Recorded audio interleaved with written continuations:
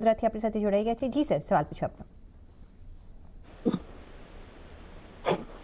Hello.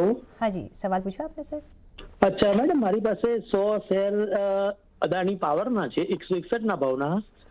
હવે એમાં entry મારવી છે અને લોંગ ટર્મ માટે છે. ઓકે. બરાબર.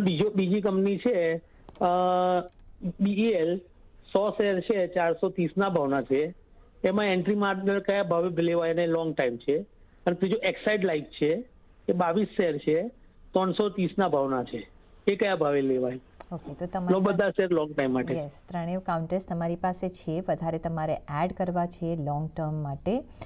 તો વૈશાલી, આ ત્રણેય કાઉન્ટર્સમાં જો વધારે એડિશન કરવું હોય તો કયા લેવલથી એન્ટ્રી લઈ લેવાય?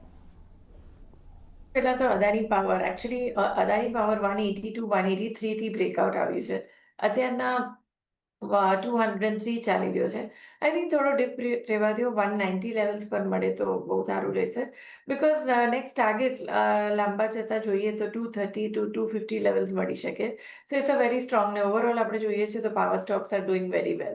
સો આમાં વ્યૂ એવી રીતના રહેશે. બીજો સ્ટોક તમે મને પૂછો એ કયો છે?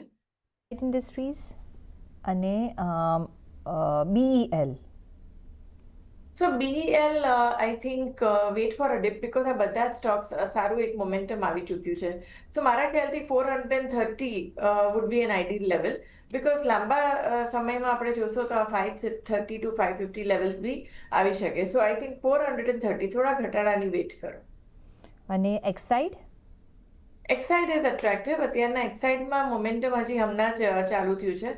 સો આઈ થિંક આ લેવલથી બાય કરી શકો.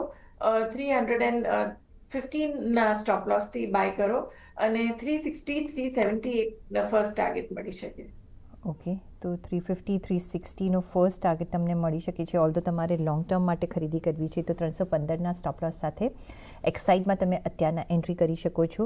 અદાણી પાવરમાં 190ના લેવલથી તમે ખરીદી કરજો હમણાંની. અને BELમાં 430ના લેવલ જ્યારે તમને દેખાય છે ત્યારે તમે ખરીદી કરી શકો છો. ત્યારે તમે વધારે અહીંયા એન્ટ્રી લઈ શકો છો અને પછી લોંગ ટર્મ માટે અહીંયા ઊભા રહી શકો છો.